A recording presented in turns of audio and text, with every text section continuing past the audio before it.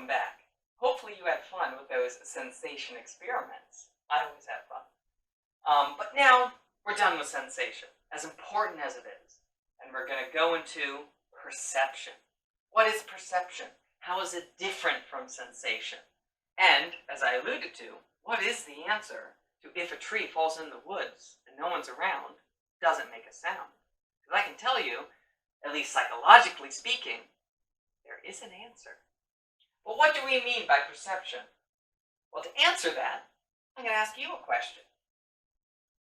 When you look at these images, and again, even if you think this might be a psychological trick, what does it look like when you see this middle dot and this middle dot? Which one looks bigger?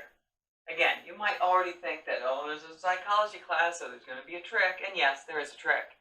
But just looking at it, I guarantee that you probably believe that this looks bigger than this one.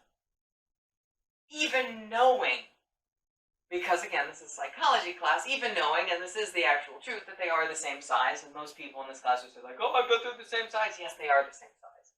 But even knowing that, it still looks like this dot is bigger than this dot. And it has to do with the fact that this dot is surrounded by bigger dots, and so by comparison it looks smaller, whereas this dot is surrounded by smaller dots, and so by comparison it looks bigger. And so when you compare them, this looks bigger than this. But they are in fact the same size. And when you look at the PowerPoint you can do, and again there's a little thing that'll show, moving from one side to the next, it is exactly the same size. But we still see it as though one is bigger than the other. And this is because of something known as perception.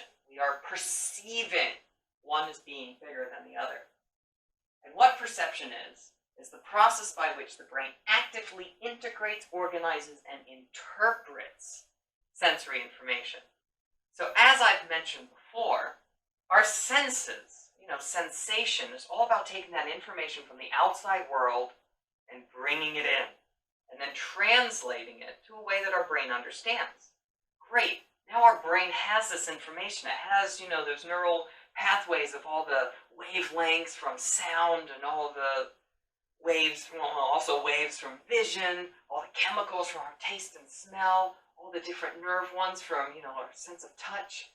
Now it's making sense of it all. Now it's saying, okay, what am I looking at? What colors are these? How hard am I pushing down on this? Is it smooth? Is it rough? What does it smell like? What does it taste like? All of the senses are finally making sense. And now we are seeing things and hearing things and tasting things and smelling things and all of that. That is the perception part. All that sensation does is it brings the information in and translates it to neural signals. It is not until our brain has perceived it, taken that information, and again, integrated, organized, and interpreted it, that it is now sight and sound and, songs and all of those different senses. So that's what we mean by perception. And our brain is so good at it, but it's almost too good. And I'll be showing you what I mean. So this shows how our brain can take things in, but we are not good at focusing. As some of you might think, like, of course I can't focus at all. But we're good and we're bad at focusing, I guess I should say. We're very good at selective attention. And what I mean by that is it's our ability to filter out unnecessary or irrelevant information and only focus on things that are significant. An example of this is, if you're sitting in a really noisy lunchroom, and you're sitting and you're eating your lunch, maybe you're talking with a friend, you can focus on that conversation with a friend. But if you've ever tried to concentrate on like 3 different conversations at a time, you just can't do it. There's no way. You can only focus on one conversation. And you can even, you can focus on what they're saying, and then, it's getting boring, let me focus on this. Oh, they're talking about her, and that's what she did. Oh, what are they saying about this? You can still only concentrate on one conversation at a time. When you focus on one, you're missing out information on the other. That's selective attention. There is a video that I will have, again, in this chapter, that you can watch that helps to test your selective attention. In fact, if I recall correctly, I will have 3. But it might be interesting, and hopefully you will not cheat, because it gives the answer to the selective attention in the videos that I will be putting up. But it just shows that when you're selectively attending to one thing, you actually miss a lot of information.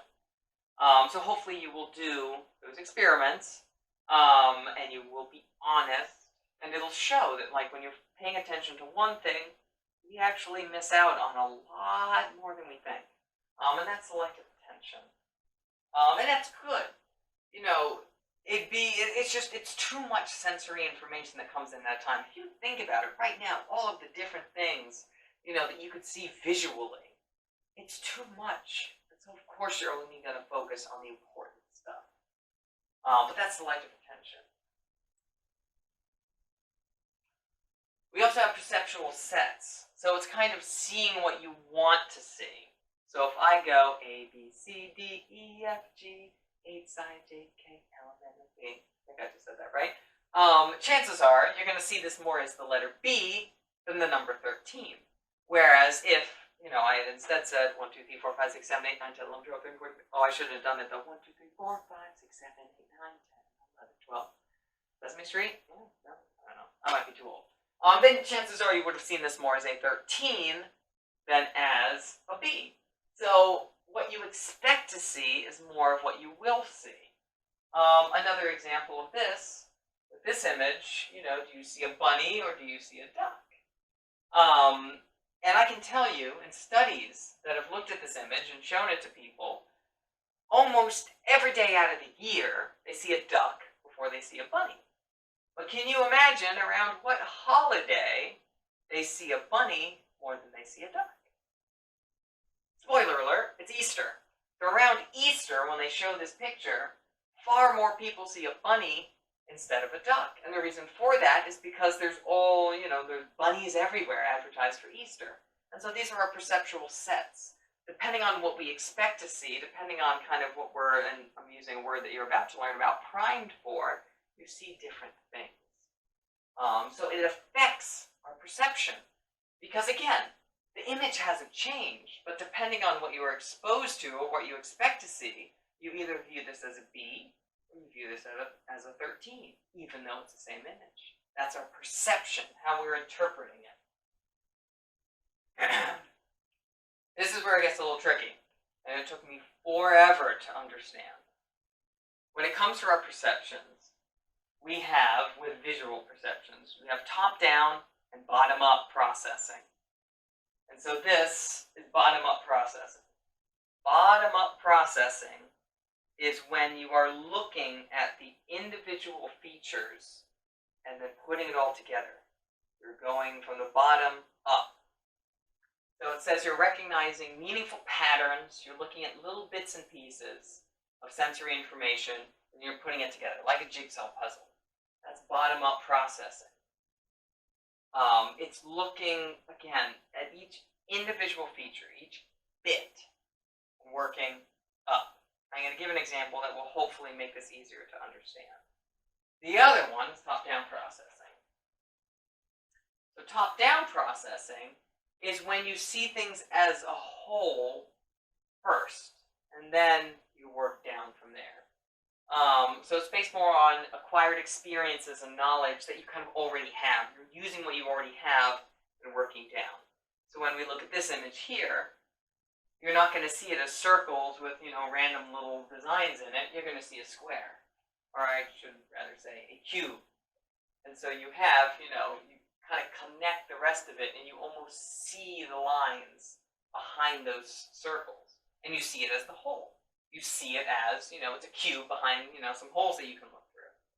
We're looking at the whole picture first instead of looking at each individual feature. The way, there's writing on it, let's do that last time. The way that I best describe this to myself, and I'm going to draw it on a sheet of paper for you, goes back to what we were just doing with that image that's either a B or a 13. I actually realized I could probably just use the PowerPoint, but I'm going to mix it up a little bit. So, I show this image, which hopefully you can see. Is it a B or is it a 13? Let's say, for instance, that you think it's a B. I'm going to ask you, how do you know it's a B? You're going to say, oh, well, a B, you know, it has this long line, and then it loops like, it loops like this, and that's what makes a B. That is bottom-up processing. You're looking at each individual little feature, like, okay, a B has a straight side, and then it has like a curvy side. I think I just did a B backwards, but that's okay. You're looking at each individual feature. Now, if I show it like this, and I ask, okay, what is that in the middle? You're more likely to say, or, you know, still likely to say it's a B, and when I say, oh, well, how do you know? You say, oh, it's in between an A and a C, so A, B, C. You're looking at it as a whole. You're looking at it together, and together, the alphabet. So of course that's a B. So you're working from the top down. So that's the way that I always explain it to myself. That's how it makes sense to me. Hopefully that also helps you. Because you will need to know the difference between the two. And again, the other way that I remember it is, you know, working from the bottom up, those little bits. So bits, bottom up, teeny little bits, and then you work up like a jigsaw puzzle. All right. This is stuff that Gestalt came up with. The FigureGround Relations. This is also, it affects our perception. So, FigureGround is the whole idea, like, is this a picture of a vase, or is it a picture of two faces looking at each other? What we perceive as the background versus what we perceive as the foreground affects how we perceive it. Because, again, it's the same image. But different people will say that they see different things. And it's all about how their brain is choosing to perceive it. And so if you see the black as the background, you're going to see a vase. If you see the white as the background, you're going to see the two faces. And then, you know, some individuals will say that they see two, but if they have to pick one over the other, again, it's all about what they choose as the background, what they choose as the foreground. Similarly, is this a picture of an old lady or a young lady? It's all about how you choose to perceive it. A lot of people, I believe, see the young lady easier because it's more of a realistic picture. But this is the face, and this is like the chin. She's kind of looking away like that, and she's wearing like this fluffy thing. She has a thing on her head, and then this is a necklace. If you see the old lady, though, this is the chin, and then the mouth, and she has kind of a cartoonishly big nose. And then this is an eye and another eye. She kind of has a little bit of a wart on her nose. And then again, she has like this thing on her head and this fluffy thing. I don't know if you can see both of them. Hopefully you can. If not, again, it might look better in the PowerPoints. But it's all about how you're choosing to perceive it. Because again, perceiving the same information is coming in through our eyes and being sent to our brain. It's the same neural, translation of it. But then how your brain is choosing to see it. Perception. And it's not always the same for everyone. It's fascinating. We then have, again, this is all Gestalt. We have different principles. So the first one is proximity. So this is just saying that how close something is or how far away something is affects how we perceive it. And so right now we kind of see this as a square of dots. There's 4, 4, 4. It's kind of like a square because all of the dots are kind of close together as a square-ish shape. But as we change it, it's now going to look, there we go, like 4 lines. Now it's more like a square. Now we see it as 4 individual lines. So depending how far together or how close apart something is, we perceive it a little differently. You're not always going to see it as 16 dots. Another one. That's the same one. Oh wait, no. Similarity. So this is how similar things are. If they share something. So right now, again, it's just like a square of blue dots. But if we change the color of some, again, now we see it as, these lines of yellow and lines of blue. So just by changing the color, you perceive it a little differently. Now it's, they're individual lines because we're looking at similar colors. It's not, 16 dots. It's not a square of dots. We're more likely to perceive it as lines now. So that's similarity. And then here's some of the other ones. You have continuity. So the whole idea that we perceive images as continuing. And so instead of seeing this as like weird lines and stuff going off, we perceive it as a line with a squiggly line going through it. And then, you know, if we would imagine if it were to continue, it would continue as a line, and the squiggly line would continue. So that's continuity. We, you know, see a pattern, and we perceive that it would keep going. We have closure. This one's really cool. When you see closure, chances are what you see is actually a white triangle that has, you know, these blue dots behind it. Because we close in a line, you know, we see this shape, and we can kind of almost picture how it would close like this and form a triangle. So that's closure. And the last one is connectedness. So when things are connected together, it's kind of similar to what was happening with similarity. We were seeing those lines as connected to one another. So instead of seeing this as, you know, random dot and there's lines and stuff, we see it as three individual images because they are connected to one another. And these are the Gestalt principles. So again, different ways that we perceive things and how our perception is changed. All right, we also have perceptual constancies. This means that even when something changes shape, we still see it as being the same shape, if that makes sense. Classic example of this is the door. When we're looking at this image of a door, we don't think the door is getting longer and thinner. We perceive it as the door opening. Because our brain understands that when a door is opening, you know, it's getting closer to us, so it looks like it's getting bigger, and also because it's opening up, it looks like it's getting thinner.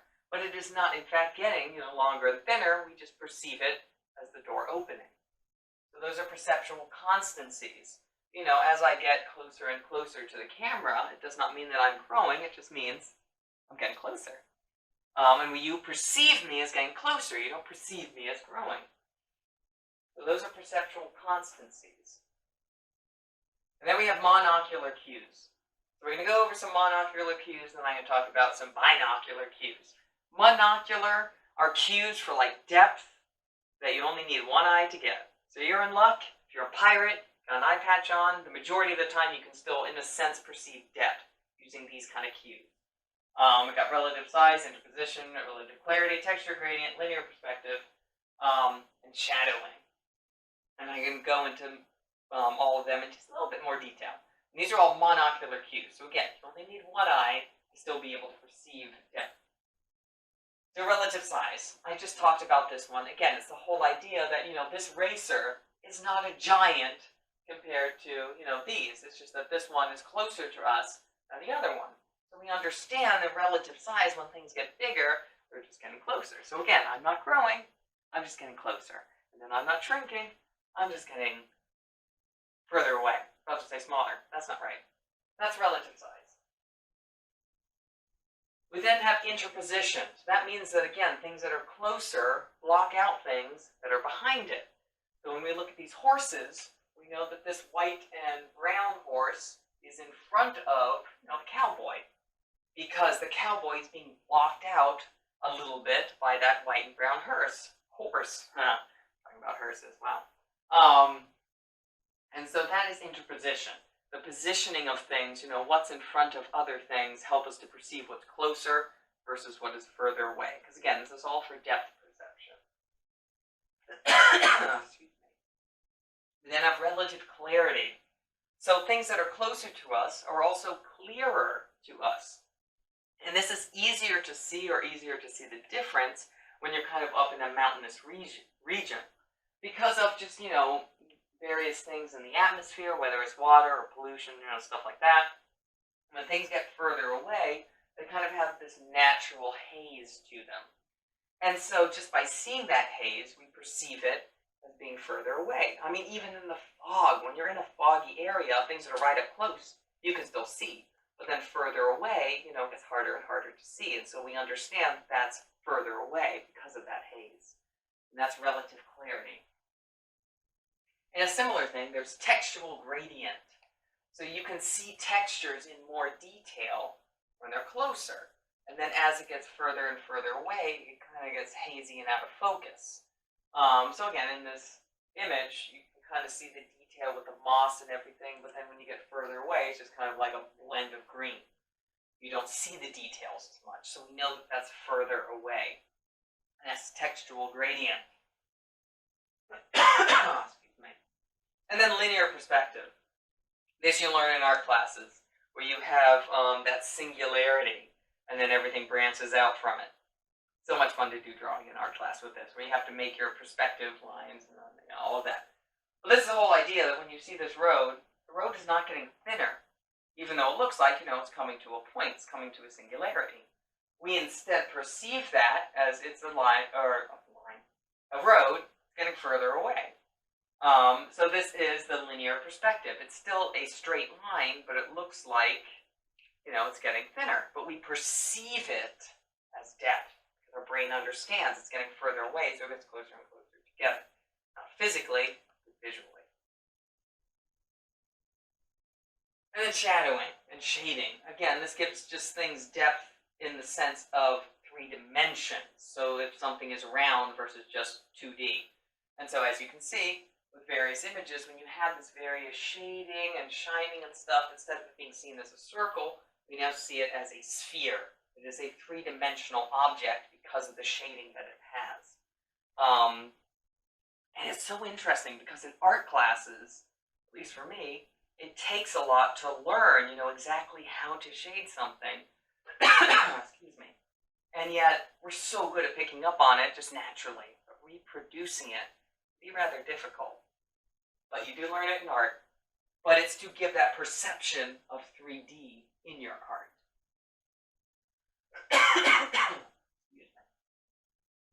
So all of what I just talked about were monocular cues. What there are, though, is binocular cues. And there's 2 of them, 2 main ones. And this is how we perceive depth using both of our eyes. So unfortunately, if you're a pirate and you have an eye patch, you cannot use these to perceive depth. So there's 2 of them. One of them is known as convergence. And this is the whole idea that you can feel your eyes straining as they're focusing on something closer versus further away.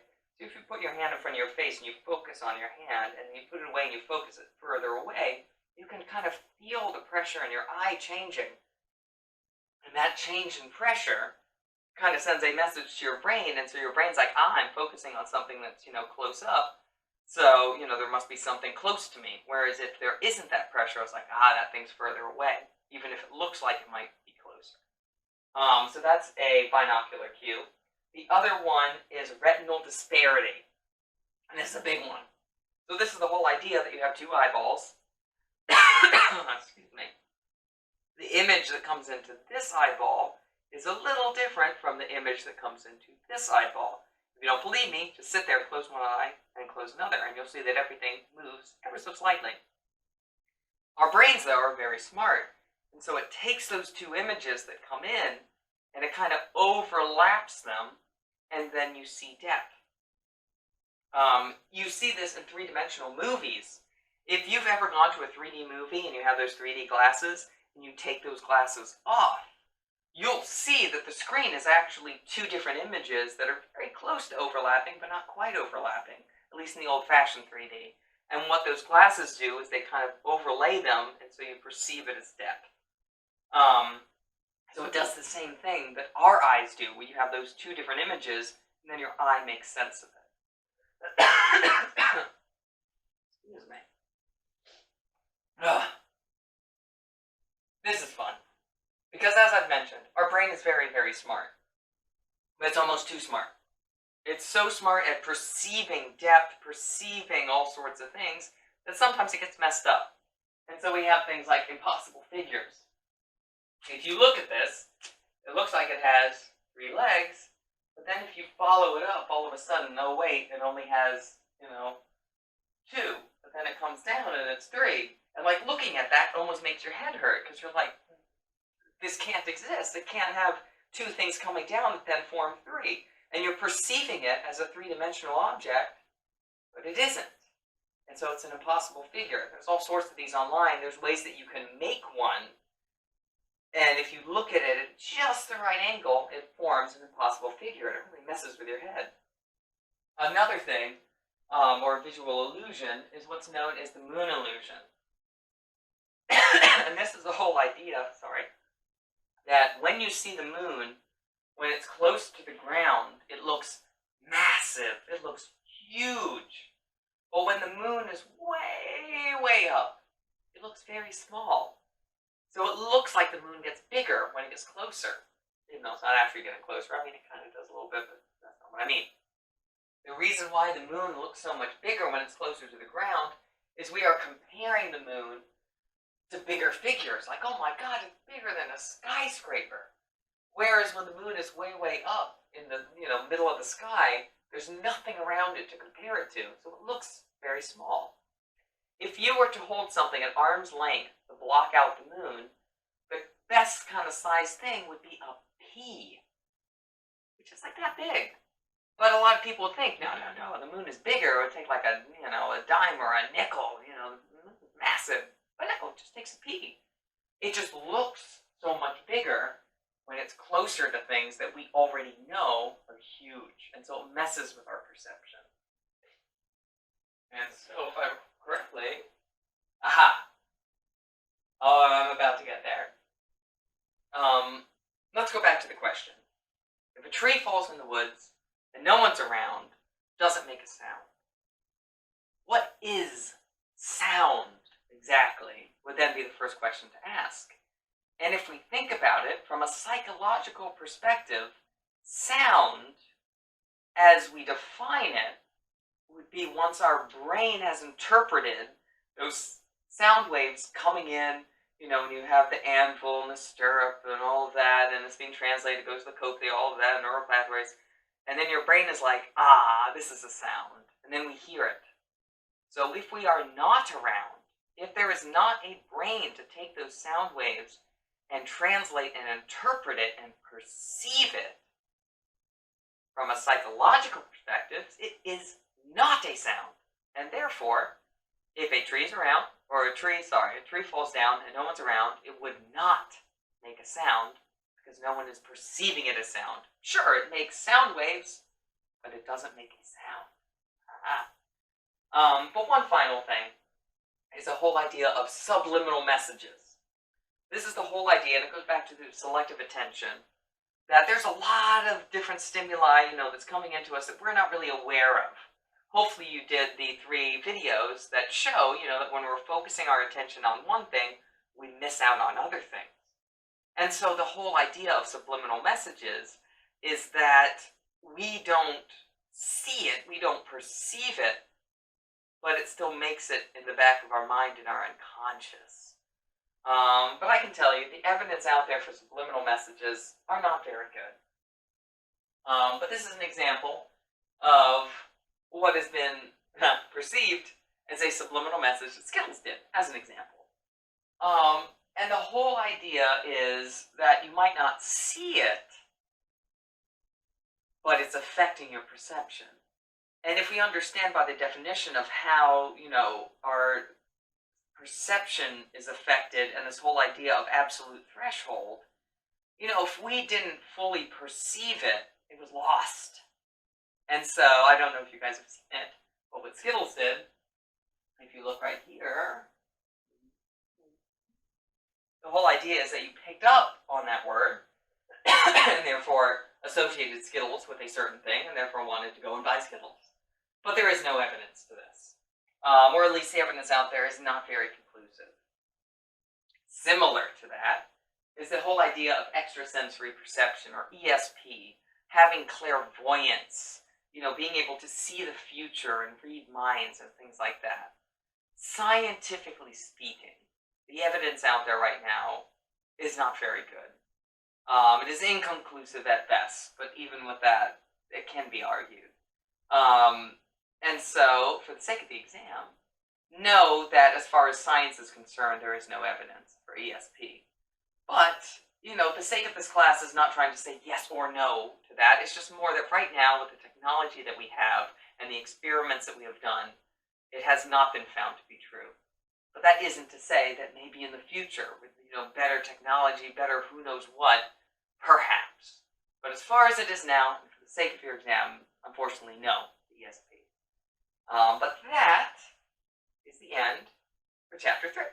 And the differences between sensation, which again is just the information coming in and being translated in a way that our brain understands, but then perception is when our brain fully, looks at it, understands it, and then we perceive it as something. We hear something, we smell something, we taste something, all of that.